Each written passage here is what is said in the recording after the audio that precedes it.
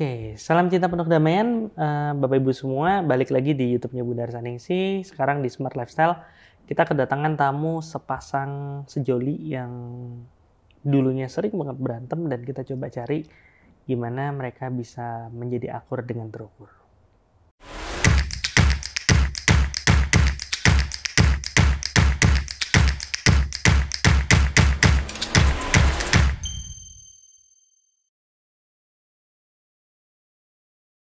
Acara ini dipersembahkan oleh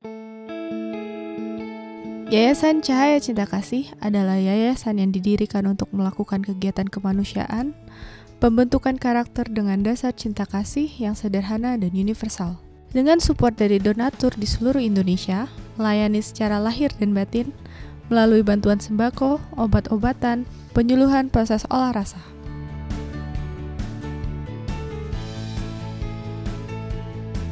Terima kasih yang sebesar-besarnya kepada Yayasan Cahaya Cinta Kasih telah peduli kepada sesama warga Kota Batu yang terdampak banjir bandang.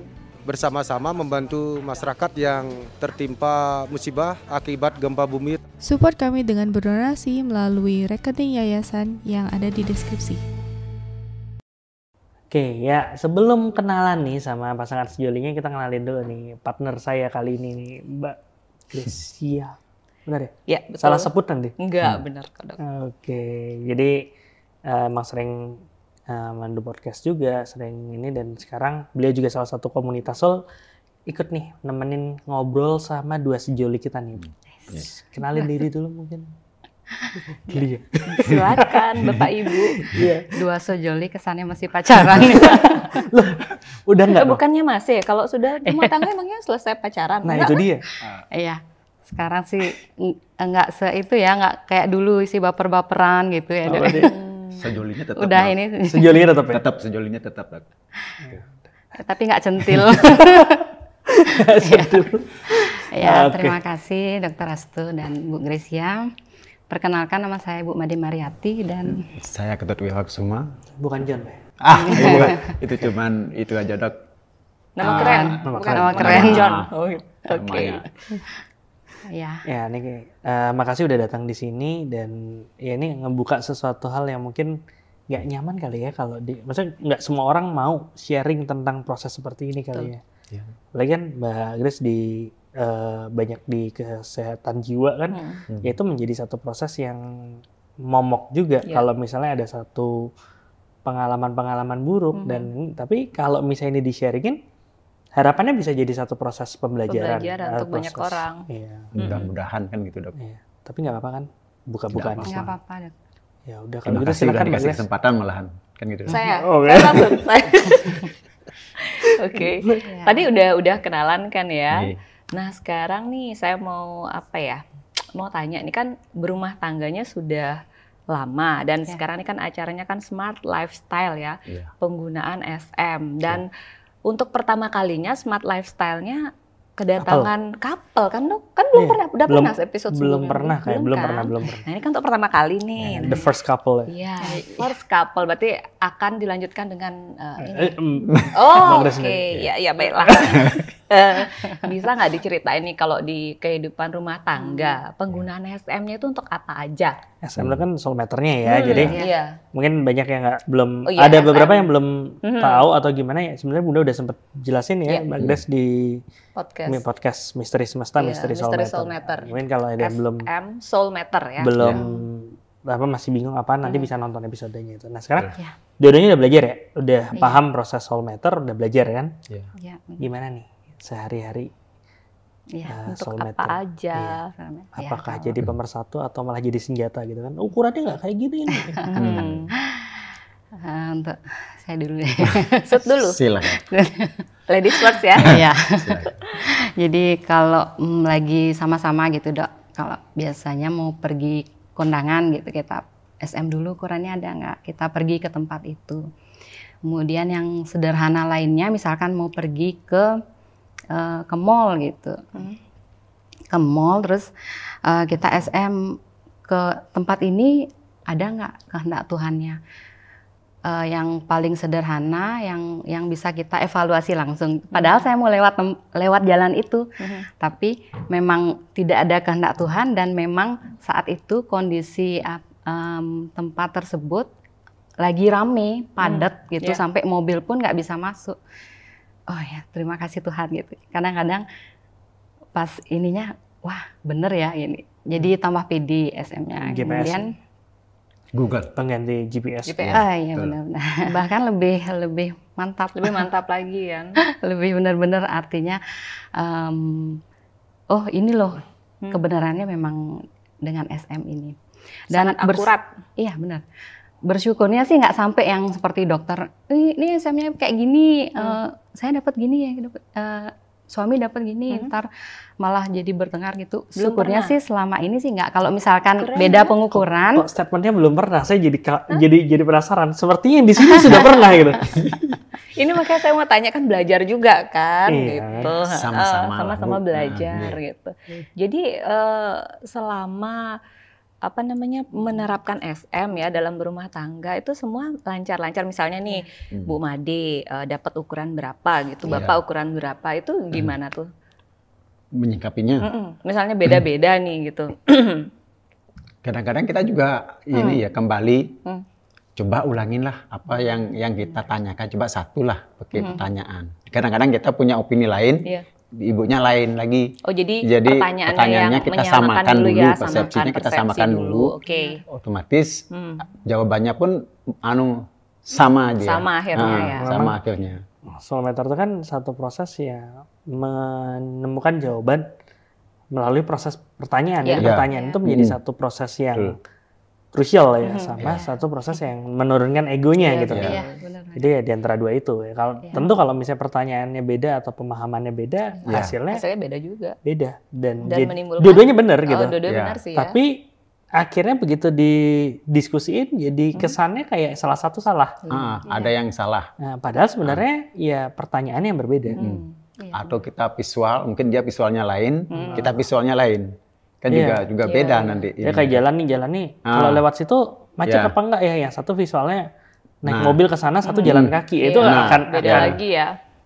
Akan berbeda gitu. Karena kalau jalan kaki mungkin nggak macet karena ada jalur khusus atau seperti itu. Itu sih. Benar sih. Dan kalau misalkan jauh gitu jomplang, misalkan saya dapat cuma ya di bawah 6, sedangkan suami dapat di atas 6 begitu pengukurannya. Saya menyikapinya ya sudah, saya mengikuti SM-nya. Saya lebih mengikuti. Saya belajar untuk tidak menjadikan itu sebagai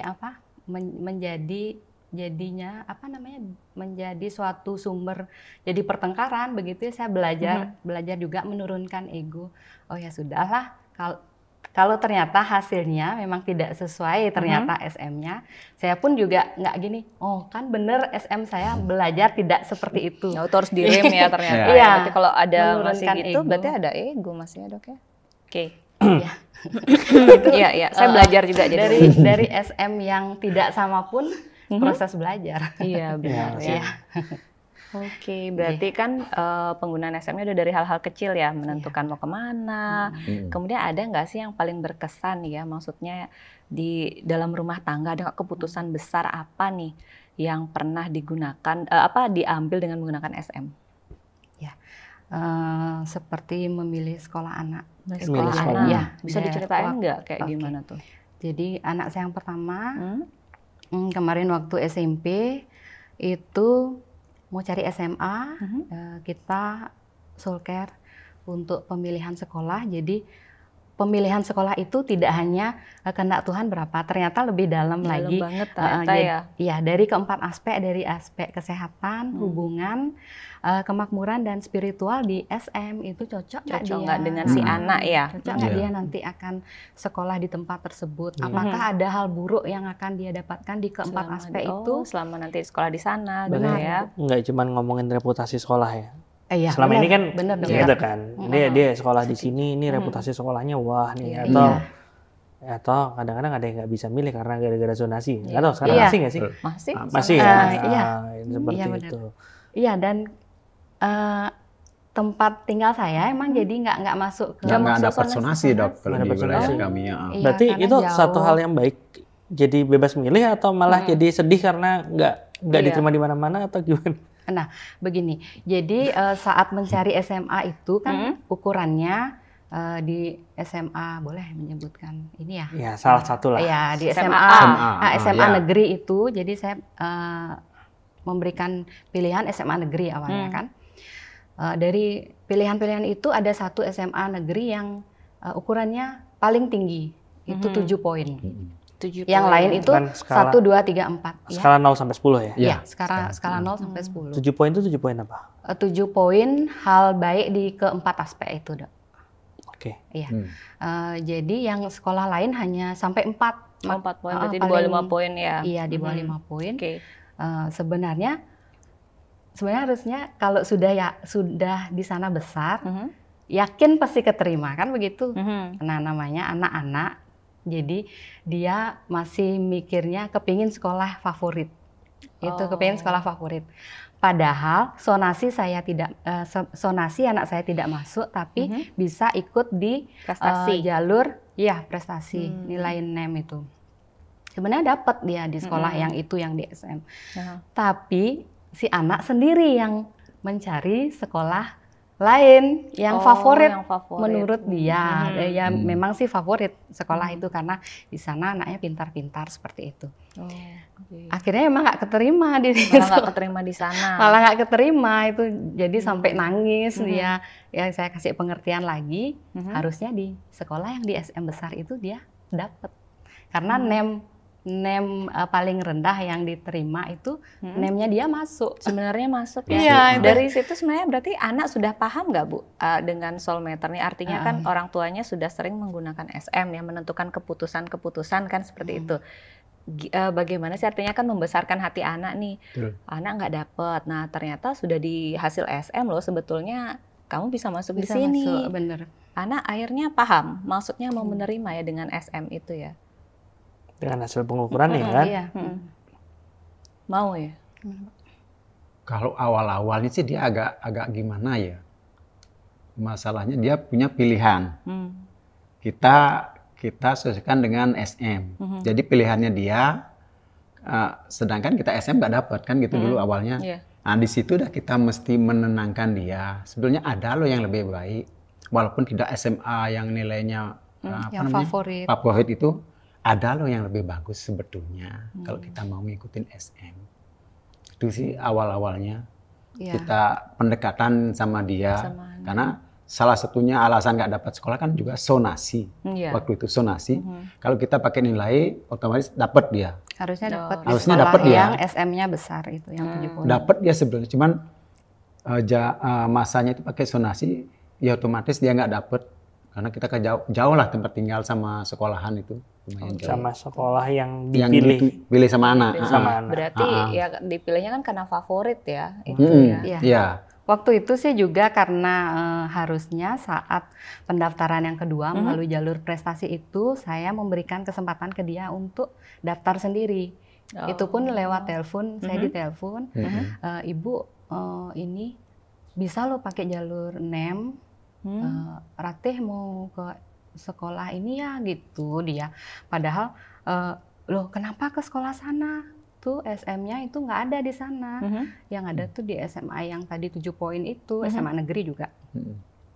Nggak Ratih kepingin kesini gitu kan. Kepingin kesini gitu. Iya, mungkin teman-temannya kali teman-temannya banyak ke sana ya. Akhirnya ya memang tidak dapat dan bersyukurnya lagi walaupun tidak akhirnya saya tidak mengambil karena sudah ketutup. Akhirnya jalur sonasi dan prestasi pun sudah nggak bisa lagi mendaftar. Tetap ada pilihan. Jadi saya konsul lagi, konsultasi lagi, masih ada pilihan SMA untuk sekolah swasta. lain. Jadi akhirnya di swasta dan di juga swasta, dan dengan pemilihan dengan soulmeter ya. Malah lebih gede ya nilainya ya, dari 0 sampai 10 8 poin. 8 poin di malahan kalau di swasta. Di swasta gitu. Ya, itu kan sebenarnya bukan masalah sekolahnya bagus apa enggak ya. Karena kan kita ngomong seperti itu karena si anak sendiri dia udah membawa satu karakter ya, satu karakter, suatu rekaman baik rekamannya di kehidupan sekarang atau teman-teman kalau misalnya yang emang mau ngakui adanya reinkarnasi, dan kehidupan sebelum-sebelumnya sudah terekam gitu, dan itu akan mempengaruhi interaksi dalam proses ya nanti di sekolah segala macam, dan belajar mengajarnya. Pada saat yang terukur nilainya besar itu adalah yang terukur secara interaksi antara dia sama lingkungan sekolahnya, dan seluruh warga sekolah. Menjadi satu modal yang bagus untuk dia untuk bisa melanjutkan gitu. Maksudnya melanjutkan dalam artian hasilnya akan menjadi lebih bagus gitu. Jadi kasarannya dia udah bawa tabungan gitu, udah bawa modal, datang ke sana dia nggak mulai dari nol. Mungkin dari nol lagi, betul. Sama teman-teman, misalnya sama guru, sama teman-teman segala macam kayak nggak perlu PDKT lagi. Semuanya lagi ya dok ya. Artinya kan terbantu ya kita ya jadinya dengan soul meter poin besar, kemudian kita nggak perlu yang mulai dari nol dibilang sama Dr. Rasto itu kan. Dan sekarang gimana tuh hasilnya anaknya? Setelah di sana kelihatan, maksudnya adaptasinya jauh ya, lebih lancar, proses belajar di sana gimana tuh? Iya, bersyukurnya memang sesuai SM yang seperti dokter bilang, jadi dia interaksi dengan teman dan gurunya itu baik. Ya, tapi karena pandemi ini 2 tahun, jadi dia emang online. Jadi online ya. Iya. Nah, yang boleh nyambung ya lagi ya ceritanya ini. Dia masuk 10 besar di kelasnya dari kelas 1 sampai kelas 3. Nah, bersyukur lagi, ini kembali lagi sekarang sudah kelas 3 dan akan mencari kuliah. Udah siap-siap dong berarti? Iya. Sudah dapat. Sudah SM juga. Oke. Dia kepinginnya itu sekolah di kesehatan. Kuliah di kesehatan, nyari kesehatan. Ada keluarganya yang ini mungkin kenapa akhirnya ada role modelnya? Ya saya. Oh, Bu Made apa ya ini? Apa sih background-nya? Bidan. Mama juga nggak manusia dok. Oh bidan. Oke, jadi mungkin itu ya. Jadi ada role modelnya. Pengen si anak ya ikut ibu. Oke. Nggak ada sih. Dia bilang nggak ada keinginan artinya di luar kesehatan gitu seperti manajemen dan lain-lain. Memang sih SMA dia mencari jurusan IPA. Oh. Gitu.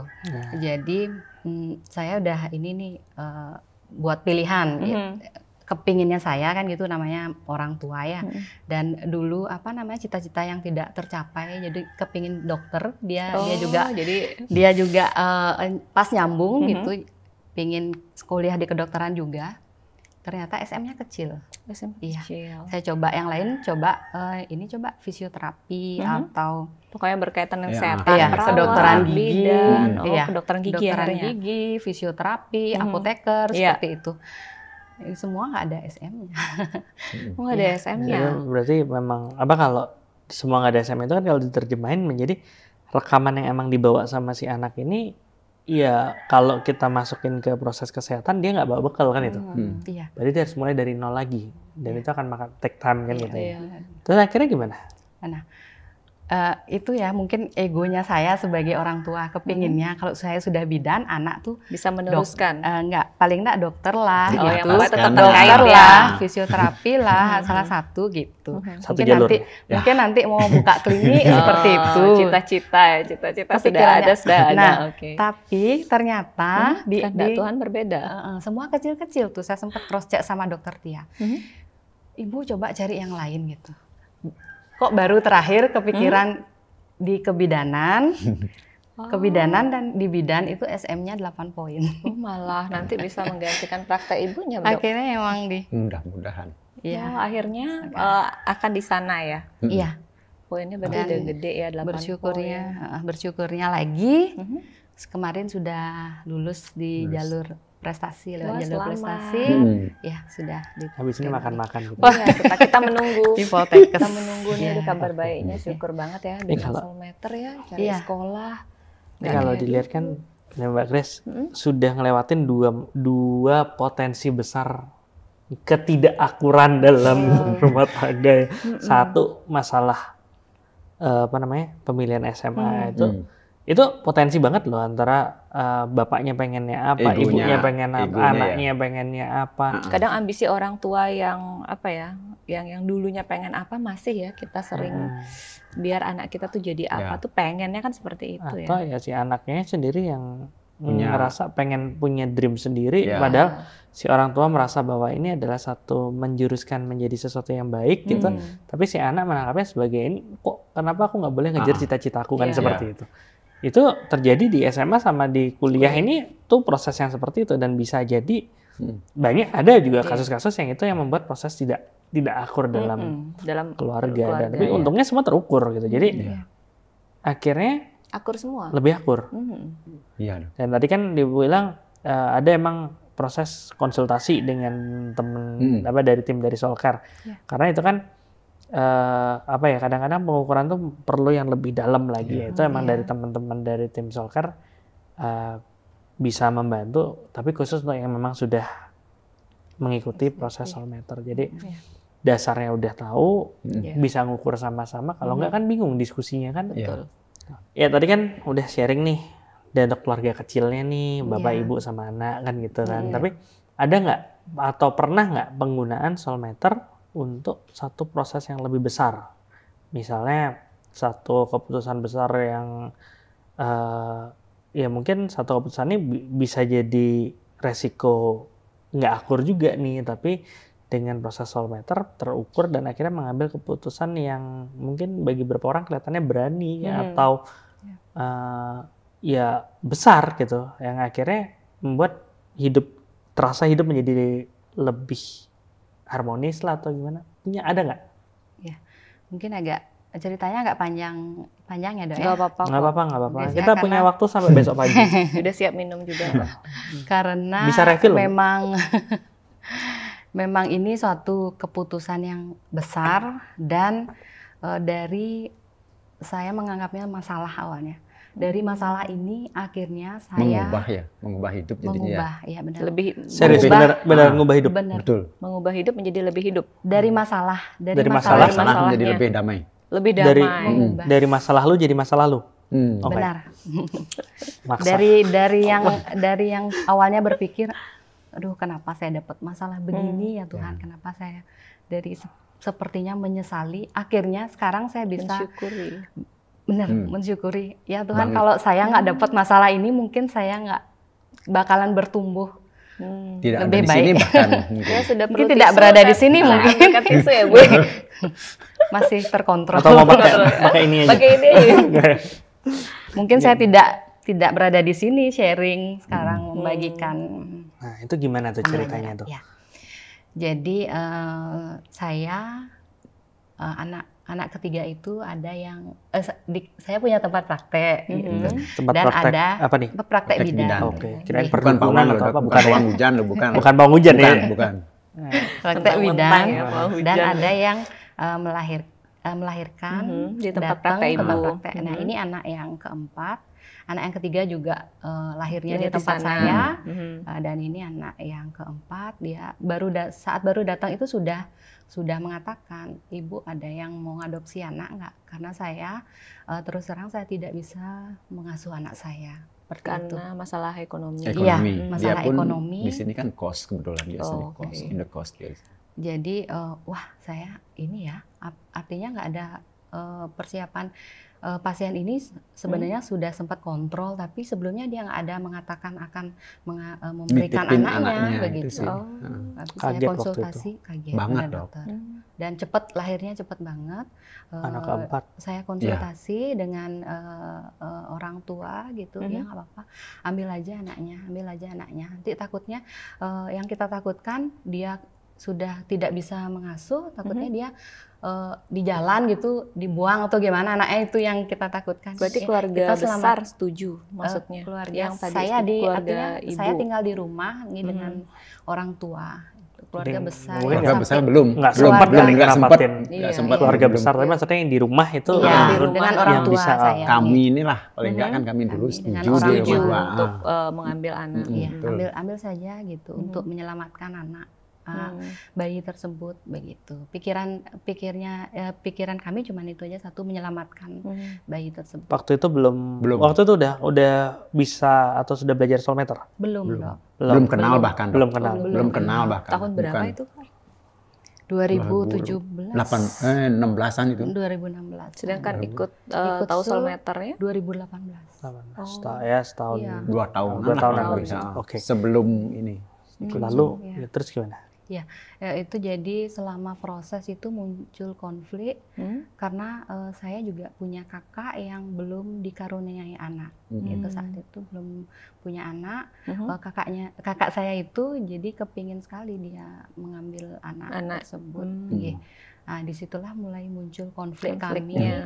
Dan ini silakan bercerita. Sebetulnya gini, Dok. Kakaknya ini beneran cewek kan, maksudnya kakak Ipaf jadinya kan. Dia kebetulan belum punya momongan waktu itu, Dok. Jadi waktu itu kakaknya dia pengen banget ngadopsi, ngangkat anak itu. Cuman di pihak suami kayaknya ada nggak mau lah. Pihak suaminya dia. Bukan kakak. suami ini, bukan. suaminya senang banget kayak. Dia ada kayaknya belum siap lah apa gimana, apa dadaan belum siap dia. Akhirnya anak itu kan kita mau istilahnya ke dia, nyambung ke dia, ibu sambungnya. Cuman waktu malam itu belum ada sepakat, setuju. Jadi awalnya itu kan ya udahlah kita yang ngajak di rumah. Semampu kita. Ya kita samain aja sama dengan anak kandungnya kita. Kita bukan nganggap dia anak, istilahnya dia nitip gitu kan, enggak. Bukan ngadopsi, kita anggap anak kandungnya dia langsung. Nah itu udah sekian lama si anak ini diajaklah sama kakaknya.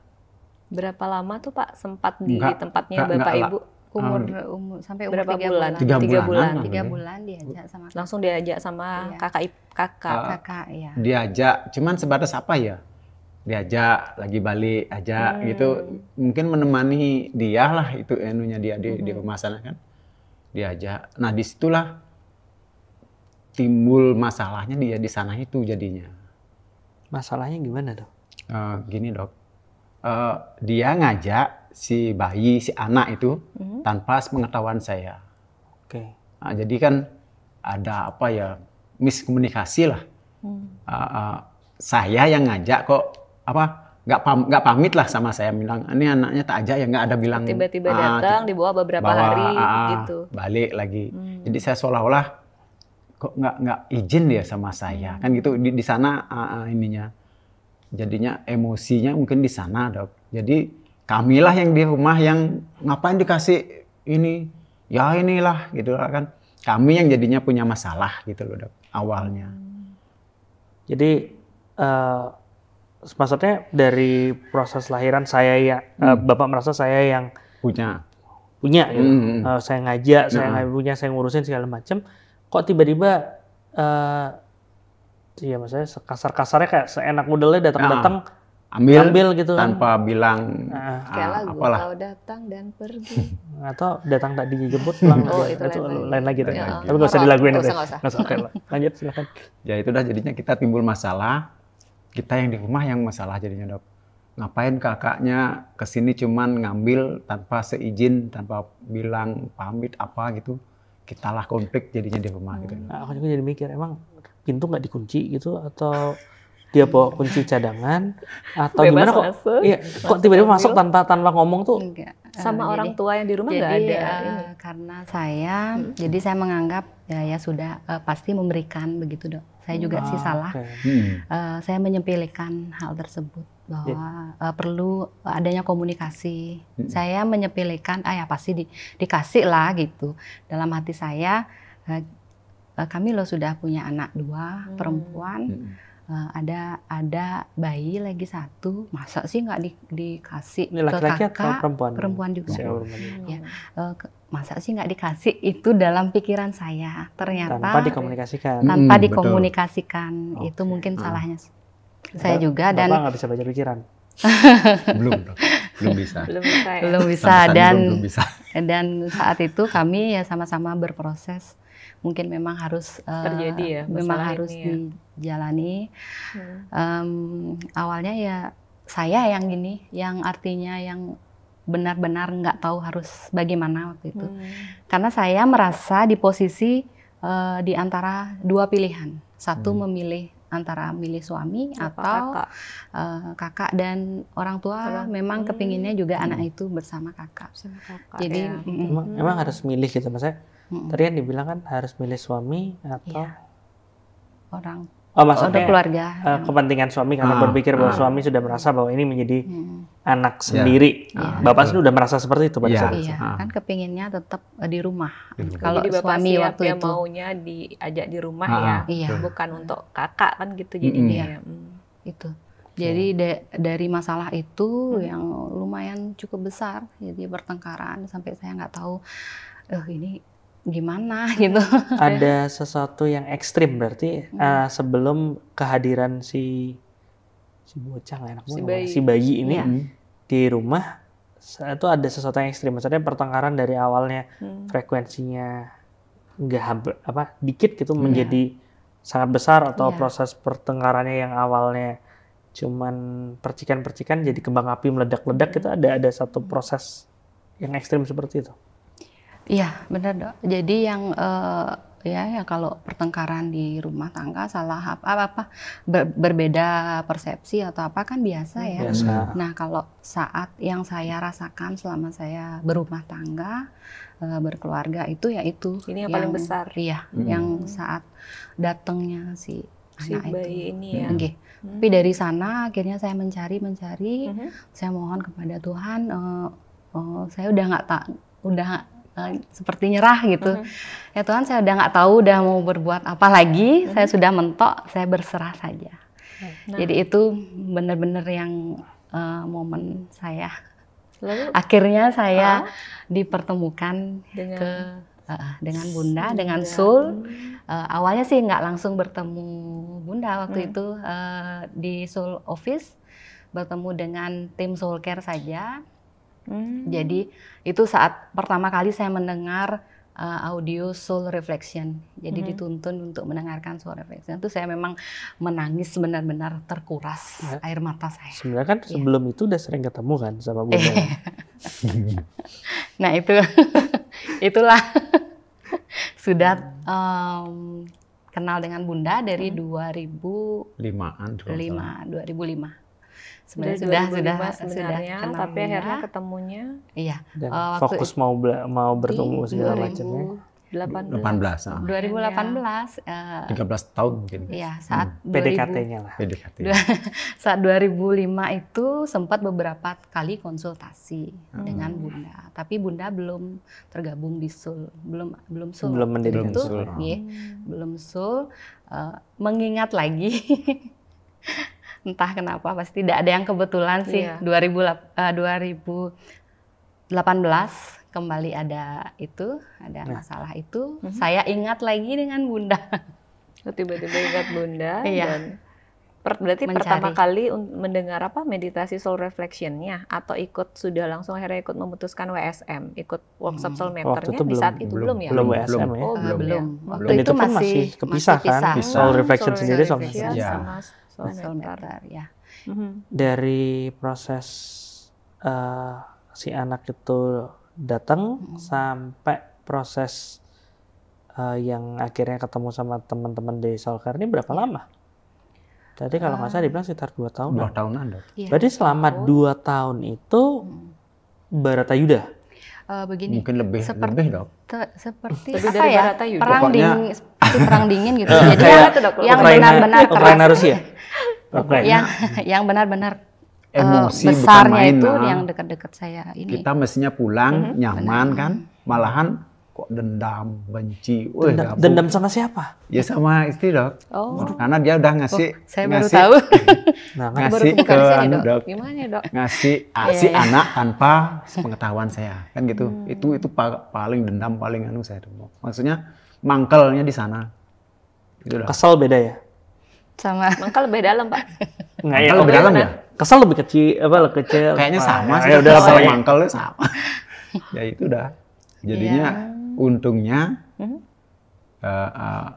mungkin selama itu dia gimana ya kok kita memecahkan masalah kan gitu dulu. Kalau saya sih masih cuek waktu itu dok, masih emosian waktu itu dok. Cuek sama emosian, emosian tuh gak cuek pak. Emosi tuh biasanya kalau cuek tuh kan kayak terserah lah. Nah, bodoh. itu dah dia mau kemana ya silahkan. Oh, Bapak cuekin si ibu. Enggak anu lah saya. Dia mau. Tapi masih merasa punya istri maksudnya. Masih cuma dikit mulai. Dikit nyaman. Enggak nyaman Kesan, banget dong ya 2 maksudnya tahun. lebih banyak masalahnya waktu itu, Dok. Itu kan dari sisi bapak tuh. Dari sisi ibu gimana? Iya, terakumulasi yang akhirnya saya berserah itu, yang momen saya berserah dan Tuhan mungkin ngasih jalan. Ya udahlah kan. Akhirnya saya sebelum itu kan saya masih menyalahkan diri, ada itu si bayi ini. Bukan si bayi sih, menyalahkan kenapa terjadi hal itu terjadi dengan saya. Masih menyalahkan itu. Kalau kita disalahin, nyalahin dia maksudnya nyalahin diri. Menyalahkan diri. Menyalahkan itu terjadi sama saya, berarti nyalahin Tuhan ya? Iya, mungkin begitu. Waktu itu saya belum kenapa paham. kok ini sama saya? Kenapa kok ini? Iya, benar. Ya mendingan nggak harusnya gini. Kenapa nggak? Seperti itu muncul. Mungkin karena saya masih menyalahkan diri sendiri, masih menyalahkan proses yang terjadi. Jadi Tuhan nggak ngasih jalan sama saya, memang mentok. Tapi akhirnya saya berserah, bahkan saya ingat doa saya, ya Tuhan, kalaupun nyawa Ibu saya ada tisu deh, Bu. Saya harus Tuhan mengambil nyawa saya saat ini, saya kasih itu. Saya berserah. Saya udah nggak tahu harus bagaimana. Begitu. Saya ingat sekali doa saya. Dan saya memang nggak usah ya. Setelah itu akhirnya WA saya dibalas sama Pak Gede Arda. Oh, jadi waktu itu pada saat itu langsung keinget ini hubungin Pak Gede gitu. Ada temen yang dia malah teman saya yang memberikan jalan itu dia belum terpanggil atau belum bergabung di ini. Belum belajar, ya. Malah ibu yang lebih langsung tiba-tiba saya nanya, konsultasi. Bu, kalau mau konsul sama Bunda gimana ya? Dikasihlah saya nomornya Pak Gede waktu itu. Akhirnya setelah momen saya itu diberi Pak Gede beberapa harinya kemudian Pak Gede balas WA saya. Ibu silakan kalau mau konsultasi tapi bukan dengan Bunda karena Bunda jadwalnya padat. Berarti begitu, ada dengan tim Soul Care. Waktu itu ketemu sama Bu Ade sama Bu Iin. Bu Iin dan Bu Ade. Bu Iin waktu yang itu masih ini ya maksudnya. Waktu itu belum ada satu keputusan bahwa untuk konsultasi harus ikut workshop dulu kan? Iya, belum. Tapi karena proses itu akhirnya banyak yang teman-teman yang pada bingung maksudnya gimana dikasih basicnya nggak dapat kan akhirnya begitu kita kasih advice bingung juga. Jadi harus nyamain frekuensi ya. Jadi harus. Jadi ya udah oke. Jadi Bu Iin, Ibu coba ikut aja Soul Reflection nanti biar Ibu lebih paham kenapa bisa kenapa Ibu bisa menghadapi masalah. Oh ya, saya ambil pilihan itu, saya ikut. Langsung aja Bu, maksudnya udah meniatkan diri ini loh yang saya cari gitu ya. Dan kalau lucunya lagi saya mengingat pertama kali saya ikut Soul Reflection, jadi saya sempat cerita sedikit sama Bunda, Ibu ada masalah apa? Bunda masih ingat saya. Bunda saya yang kerja di klinik dulu. Oh iya baru saya ingat gitu. Jadi saya sampaikan masalah saya, Bunda saya bingung harus memilih yang mana gitu karena saya seperti dihadapkan di suatu pilihan harus memilih siapa suami atau keluarga besar, keluarga dalam artian orang tua, keputusan mereka begitu. Bunda cuman pesannya begini. Nggak apa, tenang aja, katakan aja cinta sama semua. Cuman itu cluenya Bunda, katakan cinta sama semua. Katakan cinta pada semua. Itu saya masih Bapak berpikir. Kalau Ibu mengatakan cinta sama semua nggak? Bapaknya nggak terima tuh. Gimana Pak? Nggak tahu bapaknya waktu itu. Bapaknya nggak tahu ya. Kan Bunda sama Ibu aja ya. Iya. Jadi dan waktu awal ditanya pun apa motivasinya untuk mengikuti workshop Soul Reflection? Saya bilang saya lagi ada masalah, saya mencari Bunda kemana-mana. Padahal Bunda nggak kemana-mana, cuman nggak tahu mungkin saya aja persepsinya yang saya mencari Bunda kemana-mana dan saya ingin hidup saya lebih baik. Cuman itu saya katakan waktu itu. Begitu. Dan sebulan kemudian saya memberanikan diri mengajak sang suami. Itu pun masih ini sebenarnya masih kayak seperti perang dingin. Tapi berani ngajakin. Berani. Responnya Bapak gimana, Pak? Nah, waktu itu Ngajakinnya gimana nih? Ngajakinnya. Responnya gimana kan itu? Gimana sih caranya? Beli-beli kan ya. Litet-litet. Nah, abis setelah soul reflection itu, workshop soul reflection itu sudah mulai agak melunak. Iya, melunak. Ibu terus mancarin cinta ke Bapak? Iya, waktu itu sih belum ada pelajaran sampai memancarkan cinta, cuman kita meniatkan meminta maaf dan memaafkan. Jadi meminta maaf ke Bapak yang dilakukan, yang minta maaf dan memaafkan itu. Ya, ya memberanikan diri saja. Saya berserah aja kalau berserah, tapi agak-agak dikit ya Tuhan berharap mau dong berharapnya mau. Tapi berharap gimana Dok ya? Berserah. Ya, ini bisa dicontohkan. Iya. Tapi lagi berserah, entarnya lagi mau dong gitu dalam hati. Tapi ya bersyukur. Ternyata silakan bersambut. Ya. Silakan sekarang. Waktu penyampaiannya itu sih awalnya buat apa kan gitu dulu. Ikut gini Pak, ikut kegiatan ini untuk ya Bapak besoknya juga nanti orang tua dan bahkan dituakan di lingkungan keluarga kan gitu dulu dibilang. Itu loh sama ibu yang ibu bunda maksudnya dulu kan kita manggilnya ibu aja kan, ibu yang ada di klinik yang pernah beliau bantu kita. Saya jadi kebayang ibu yang mana ya maksudnya kan gitu. Begitu dia bilang ibu yang di klinik, saya langsung tanpa ada respon apa lagi. Kalau udah bilang sama ibu itu maksudnya bunda, udah langsung tanpa setuju. ada penolakan tanpa apa.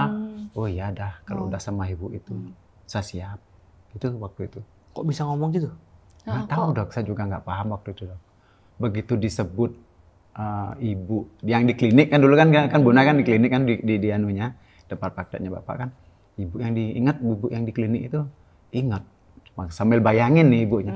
Ibu yang yang itu ya. Oh ya. Kayaknya ada kecocokan sih kalau saya tanpa komplain kalau sama ibu itu mau diskusi apa nggak komplain lah. Itu sih awalnya Dok.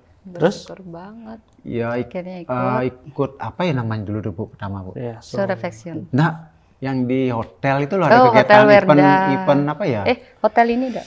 Ada hotel sebelah. Live with Love. Live with Love. Live with Love. Oh itu ya waktu pertama kali. Saya ikut. Live with Love yang itu kan? Live with Love dulu baru ke workshop. Apa ya namanya tuh ya? Yang ada apa sih? Fragmen. Melupakan mantan itu ya? Bukan? Live with Love. Danta sama ini tuh? Live with Love, dokter. Love kalau nggak salah itu. Iya, yang ada apa? Bahwa kekuatan Tuhan mampu membersihkan ini tuh. Nah itu ya awalnya. Berarti event itu dulu diikuti. Baru ingat event itu. Itu pun tetap Pak tolong ya Bapak cuma di sana duduk datang. Cuman itu aja. Saya mungkin udah bayarin masih gitu ya? Enggak ya? Saya udah bayar Bapak duduk aja datang gitu. Gitu aja. Bapak luangkan waktu Bapak duduk di sana. Pokoknya datang duduk. Dengarkan udah itu aja. Dan nggak ada penolakan, datang aja. Datang aja. Kalau udah sama Bunda nggak ada. Waktu itu saya ya mungkin flashback udah kenal sih dulunya. Agak nyambung lah. Mulus ya. Nggak mulus ya. Cuman nanti ceritanya Mbak Grace nanti belakangan. Dia kan curcol sekarang. Cuman saking waktu kan masih kita belum tahu yang namanya apa ya.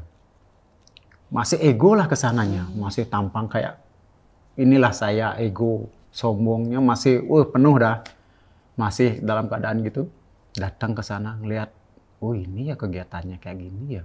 Ya ngapain dia nanti di sini? Masih dalam tanda tanya. Habis itu datang Pak Gede. Saya belum kenal sih Pak Gede. Ya kalau kita kan udah paham Pak Gede, udah tahu ya memang banyol, lucu gitu kan. Ya nyapanya bagus kan. Cuman saya nganggap apa nih Bapak nih bikin lucu tapi kok nggak lucu ya bikin saya tambah tambah kesel. Apa nih Bapak nih kok sekarang kalau lihat kopi dangdutnya beda. Kepingin kalau bisa sih Pade, ayo Pade gitu kan, malahan ayo Pade dangdut kan gitu. Tapi dulu kesel ya? Dulu kesel minta ampun dulu sama Pak Gede.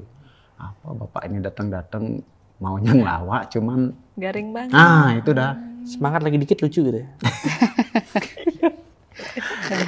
Ya duduk habis itu ya dikasih apa ya namanya ya. Kita di sana tuh ternyata apa ya? Saya nih nggak ada apa-apanya ternyata. Gitu loh. Maksudnya di sana datang langsung, kamu nggak ada apa-apa gitu? Bukan? Enggak. Maksudnya dengan penuh ego, sombong itu. Di sana sadar akhirnya. Sadarnya di sana itu. Kayaknya kita tuh kecil sekali di mata Tuhan waktu itu loh, Dok. Nggak ada gunanya kita hidup selama ini. Aduh. Masih menganggap ego itu lah tameng gitu kan, masih ini. Tuhan, ternyata selama ini melencengnya bukan main, jauh sekali saya melenceng kan gitu. Dan mulai disitulah saya mulai, oh ya ternyata ini yang bisa menyejukkan gitu loh. Dan Di hubungan sana pun momennya. mulai tambah nyaman berarti ya. Waktu itu Tapi berdua, nyamannya berdua, belum ke kakak sudah mulai cair. Waktu itu berproses. Proses masih itu. Bu Grisia, jadi setelah SR saya mengikuti SM, begitu juga suami karena sudah merasakan manfaatnya jadi ikut SM, kami bertumbuh itu sampai ikut di grup SDP. Nah setelah itu saat pembelajaran SDP, Bunda menyampaikan bahwa ada Dokter Neti yang itu waktu itu beliau pernah sharing juga bahwa beliau mengangkat anak itu. Jadi kita tidak mengangkat anak itu tidak segampang itu, bahwa ada hal, ada karma kita dengan anak. Di podcast yang itu ya, podcast terakhirnya karma reinkarnasi season 2 yang terakhir. Mengangkat anak tidak semudah. Episode 21 bukan? Ya pokoknya nanti di linknya aja ya. Linknya nanti ada di bawah deh. Ya. Jadi bersyukurnya kami sudah bertumbuh. Nah waktu itu pun belum ada ketok palu bahwa anak tersebut kakak yang ngajak. Jadi seperti kami melupakan, tapi selama itu juga kami dalam kondisi mulai berproses, mulai bahagia, damai seperti itu. Sampai di momen ada pembelajaran SDP, diingatkan lagi sama Bunda tambah bahwa ikhlas lagi jadinya. Bahwa itu ya. ada mengangkat anak itu disampaikanlah, ada juga teman community lain yang mengangkat anak. Oh ternyata karma buruk anak ini setelah diangkat oleh orang tua tersebut membawa hal buruk di keluarga. Berarti itu karma kelompok ya? Iya. Jadi tidak. Selama ini kan kita persepsinya kalau ngangkat anak, bagus. Kalau di masyarakat ya begitu. Kalau sudah ngangkat anak, rezekian tuh nanti ngangkat anak bagus gitu. Yang kita tahu ya di masyarakat kan yang kita tahu begitu. Ternyata setelah saya mengikuti pembelajaran itu, barulah terbuka ini saya. Artinya, berarti tidak selalu mengangkat anak itu bagus, bahwa ada karma anak yang bila masuk ke keluarga kita itu menjadi hal buruk di keluarga kita, tidak selalu baik. Dan itu seperti Ibu itu, sama Bapak ini sudah pakai soulmeter kan, sudah paham berarti sempat ukur itu ya berarti ya. Pada saat artinya sudah mengukur ternyata anak ini kalau masuk ke keluarga Bapak Ibu dia memberikan nilai hal buruknya berapa poin itu berarti sudah langsung Bapak Ibu bisa ukur ya pada saat itu ya. Waktu itu sih kami konsul dulu lagi sama Bunda karena sesuatu yang ini. Iya karena itu keputusan besar ya. Akhirnya kami memutuskan konsul dengan Bunda dan memang didapatkan poin besar anak itu untuk bertumbuh dengan kakak. Iya, dia diangkat. Jadi itulah memang plong, benar-benar artinya suami juga sudah paham ini dengan SM, jadi kami menerima dan memang keputusan itu benar-benar luar biasa. Bayangin kalau misalnya Pak Wira belum mengerti nih proses soalnya, habis itu tiba-tiba Ibu ajak untuk proses konsultasi terus dapetnya ini lebih bagus ke kakak, kira-kira gimana perasaannya? Ya nggak mungkin lah dong. Pasti nggak terima. Tetap. Nggak usah perang dunianya. Tapi dengan proses bertemu segala macam. Nah, akhirnya fix keputusan kakak yang ngajak. Akhirnya sudah. Ada yang berubah nggak ya nggak usah ngomongin kakak dulu di keluarga kecilnya Bapak Ibu nih setelah akhirnya fix mereka diiklasin dan si anak ini diasuh kakak. Ya. pelajaran berharga ya Dok ya. Jadi yang kita kira banyak banget dokter. Banyak banget Dok. Dari yang kita kira cuman masalah itu ternyata membuat perubahan besar di pribadi kami, kemudian di keluarga kecil kami. Gitu. Gimana perubahannya tuh kayak gimana? Yang dulunya saya ya baperan seperti itu. Selain suara tangisan hilang gitu kan, atau biasanya kan baby ya berantakan atau ya kan kadang-kadang kan seperti. Selain itu apa yang berubah? Jadi ya karena kita sudah tahu pengetahuannya, jadi kita setiap hari belajar untuk bagaimana menjalani hidup dengan setiap hari itu dengan bahagia, dengan mengawali hidup bahagia itu luar biasa. Itu yang mengawali hari dengan bahagia. Iya benar. Jadi sudah tidak ada baperan lagi. Dan kalau saya menilai suami saya, dia dulunya memang emosian gitu, pemarah, jauh banget, mungkin kayak berputar. Itu tahun berapa kira-kira? Ya. Pemarahnya itu tahun berapa kira-kira? Ya itu yang sebelum tahu belajar itu dokter. Kira-kira maksudnya sambil satu momen nih kapan? 2017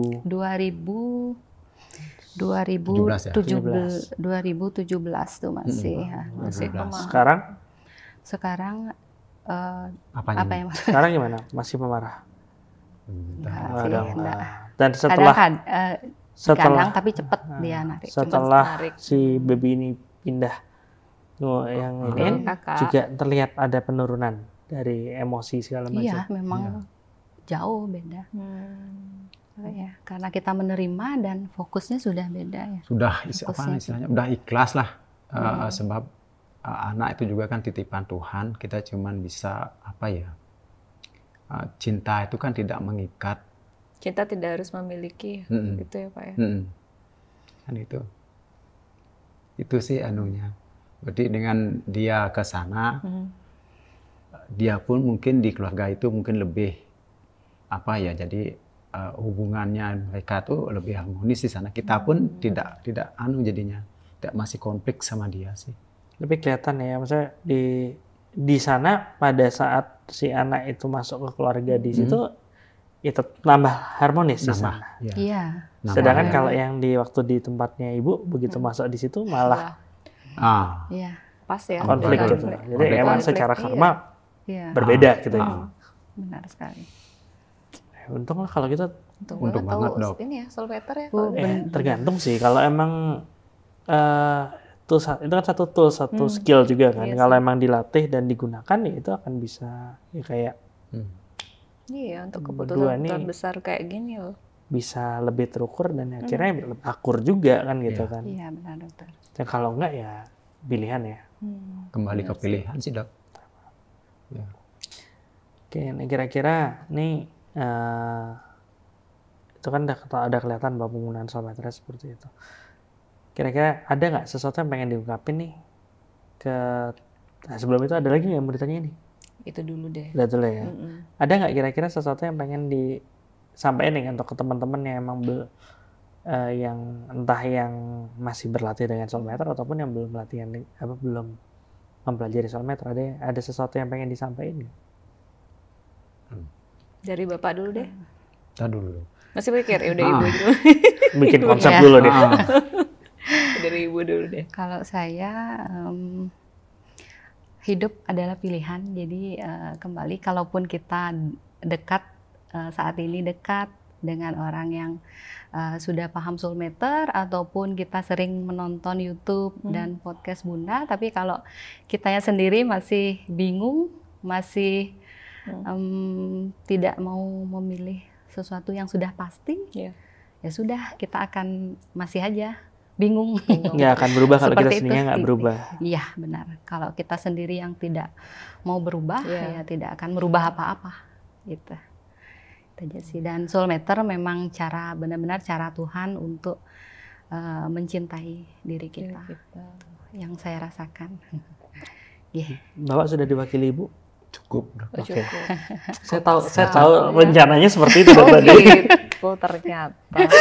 Oke, ya, terima kasih banyak loh udah sharing Mbak Grace, juga makasih udah nemenin kita bisa ngobrolnya lebih sama-sama asik, dan ya itu satu cerita yang mungkin nggak bisa dibilang ini mewakili semua kasus, tapi setidaknya kalau misalnya itu bisa proses soul matter ini bisa membuat keluarga Bapak dan Ibu menjadi lebih akur, lebih harmonis, ya itu menjadi suatu lifestyle yang smart gitu kan. Dan itu ya mungkin bisa sedikit banyak diadopsi dan ditiru sama teman-teman yang lain. Bisa menginspirasi teman-teman yang sudah berumah tangga. Tapi perlu juga nanti kita undang couple-couple yang lain. Couple kedua kapan siap? Langsung ngeliatnya kok kesini. Ya udah, oke, mungkin itu aja. Terima kasih, dan ya nanti kalau misalnya tadi yang diomongin tentang apa namanya Live with Love, sepertinya kita udah nanti kita akan tulis di deskripsi. Mungkin itu aja. Terima kasih. Terima kasih, Dok.